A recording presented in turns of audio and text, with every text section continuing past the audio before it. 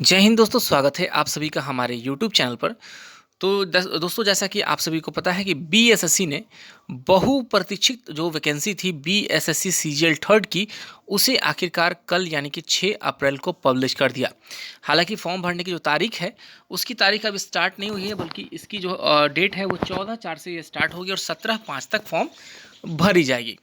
तो दोस्तों, फॉर्म भरने से पहले कौन कौन से महत्वपूर्ण बिंदु है जो आपको जानने चाहिए, और उन महत्वपूर्ण बिंदु में सबसे महत्वपूर्ण जो बिंदु है वो आपको बहुत ही ज़रूरी है जानने। क्योंकि बीएसएससी में बहुत बार ऐसा हुआ है कि जिस बिंदु पे आज बात करने वाले, जिस पॉइंट पे बात करने वाले हैं, उसकी जानकारी नहीं होने के एवज में जो दोस्त छात्रों को जो है कि लास्ट मोमेंट में पूरा कंपटीशन निकालने के बाद ही बाहर होना पड़ता है। तो ऐसा आपके साथ ना हो, उसके लिए मैं आपको पहले से आगाह कर देता हूँ, और इस वीडियो के माध्यम से मैं बताऊंगा कि जो जिस कैटेगरी का आरक्षण का लाभ लेता है, ये रिजर्वेशन कैटेगरी में आते हैं, उनको किस प्रकार से डॉक्यूमेंट्स बनाने हैं, किस प्रकार का डॉक्यूमेंट बना होना चाहिए और कब तक का बना होना चाहिए, इन सारी मुद्दों पे बात करेंगे। तो दोस्तों, उससे पहले अगर चैनल पे नए हैं तो चैनल को सब्सक्राइब कर लीजिएगा, साथ ही बेल आइकन जरूर दबाइएगा। साथ ही दोस्तों, एक इन्फॉर्मेशन देना था आप सभी को। इन्फॉर्मेशन यह है कि अगर आप बीएसएससी से संबंधित सारी इंपॉर्टेंट अपडेट्स चाहते हैं तो आप हमारे चैनल स्टूडेंट स्टडी प्लेटफॉर्म को एक बार सब्सक्राइब कर लीजिएगा। और साथ ही अगर बीएसएससी सीजीएल थर्ड की तैयारी करना चाहते हैं फुल ऑन तरीके से, तो आप हमारे चैनल रिजल्ट क्रैकर को एक बार सब्सक्राइब कर लीजिएगा। आने वाले दिनों में मैं वहाँ पे फुल लेंथ जो कोर्सेज होंगी वो मैं स्टार्ट करूँगा, और एकदम सटीक ढंग से बीएसएससी सीजीएल थर्ड की वहाँ पे तैयारी करवाई जाएगी। साथ ही दोस्तों, जो भी डॉक्यूमेंट्स होंगे पीडीएफ वगैरह पाने के लिए आप हमारे स्टूडेंट स्टडी का जो टेलीग्राम लिंक है वो डिस्क्रिप्शन में डाल दूंगा, और साथ ही बीएसएससी सीजीएल थर्ड का एक ग्रुप है उसको भी आप ज्वाइन कर सकते हैं। तो चलिए अब बात करते हैं कि बीएसएससी सीजीएल थर्ड में आरक्षण का जो नियम है किस प्रकार से जो आरक्षित वर्ग के छात्र हैं उन पे लागू होगा। तो देखिए दोस्तों, यहाँ पे विज्ञापन में दूसरे पेज पे ही देखिए, यहाँ पर आपका आरक्षण का जो है कि लाइन है जो कि बहुत ही महत्वपूर्ण है। ये बात समझ लेना चाहिए और एक बार अच्छे तरीके से इसको पढ़ना भी चाहिए।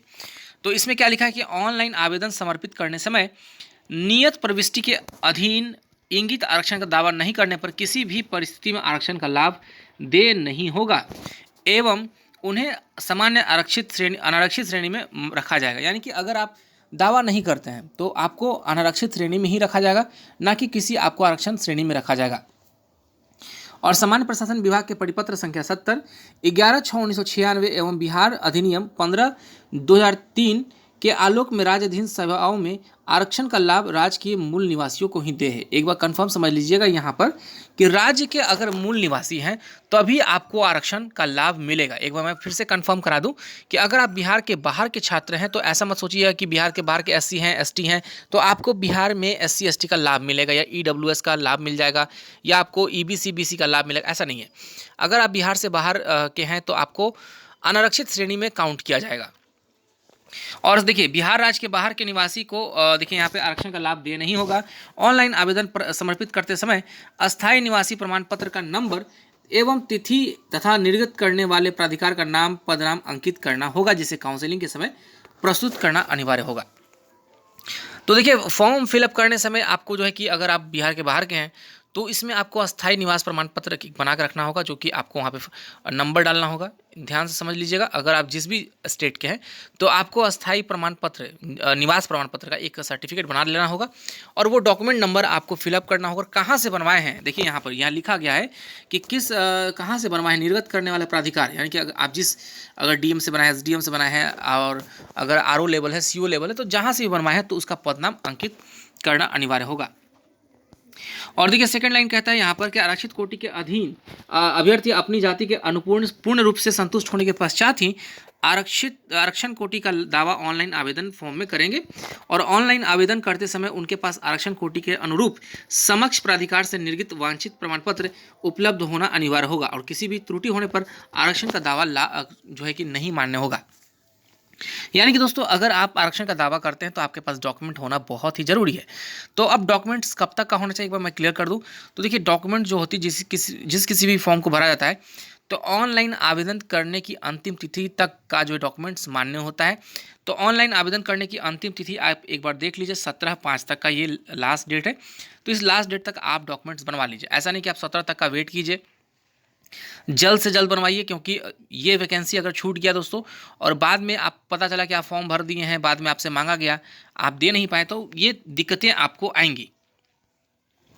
ये सारी चीज़ हो गई। और देखिए बताया गया है कि अगर आप गलत देते हैं, आरक्षण का दावा करते हैं, तो आपको अनारक्षित श्रेणी में माना जाएगा। अब आते हैं अनुसूचित जाति पर।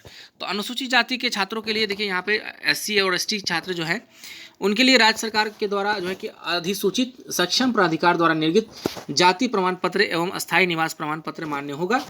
और ये सारे डॉक्यूमेंट जो काउंसिलिंग के समय जो है कि दिखाने होंगे। तो देखिए समक्ष प्राधिकार का मतलब मैं एक बार फिर से समझा देता हूँ। समक्ष प्राधिकार का मतलब होता है कि बिहार की बात करें तो RO लेवल अभी समक्ष प्राधिकार के अंतर्गत आते हैं। उसके बाद जो है कि SDM है, DM है, ये सारे आते हैं। अगर आपके पास RO लेवल का है तो फिर उसको SDM लेवल का बनाइए, फिर DM मतलब बना करके आपको रख लेना है फॉर्म भरने से पहले। और जब फॉर्म भरते हैं तो उसका डॉक्यूमेंट नंबर डालना होगा।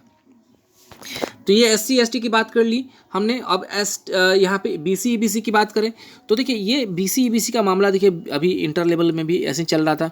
तो यहाँ पर भी देखिए अगर आप इस श्रेणी का लाभ लेना चाहते हैं तो आपको NCL होना चाहिए, नॉन क्रीमी लेयर सर्टिफिकेट। अगर ये सर्टिफिकेट आपके पास नहीं है तो आप इस आरक्षण का दावा नहीं कर सकते हैं। और आपके पास देखिए यहाँ पर जो है कि एक सर्टिफिकेट होना चाहिए किस चीज़ का, तो निवास का होना चाहिए। और अगर आपके पास ऑलरेडी पहले से है और 1 साल पुराना है तो आपको 18B फॉर्म भरना होगा। कब? तो ये जो है काउंसलिंग के समय ये भरना होगा। तो ये चीज़ आपको, अगर आपको दिक्कत आती है कि 18B क्या है, तो एक बार मैं फिर से समझा देता हूँ कि अगर आपका डॉक्यूमेंट फॉर्म भरने के 1 साल पुराना, इससे ज़्यादा पुराना है, तो आपको 18B फॉर्म भराया जाएगा काउंसलिंग के समय में। तो 18B कोई ज़्यादा डिफिकल्ट नहीं होता, बस बताना होता है कि हमारे पास पुराना है और मैं इस आरक्षण के अंतर्गत आता हूँ, इस जाति के अंतर्गत आता हूँ। हालांकि कोई दिक्कत नहीं है 18B भरने में, लेकिन अभी भी समय है, आप नया बनवा लीजिए। और सबसे बड़ी बात कि जो लोग भारत सरकार करते रहते हैं, भारत सरकार का न्यू NCL मान्य है कि नहीं, पुराना NCL मान्य है कि नहीं, तो आपको यहाँ पर स्पष्ट तौर पर कहा गया है कि देखिए राज्य सरकार द्वारा अधिसूचित। तो देखिए अभी समय है, तो आप राज्य सरकार का डॉक्यूमेंट्स बनवा लीजिए। हालांकि भारत सरकार का भी मान्य होता है, लेकिन आप राज्य सरकार का बनवा लेते हैं तो अपने आप को संतुष्ट और सेफ महसूस कीजिएगा।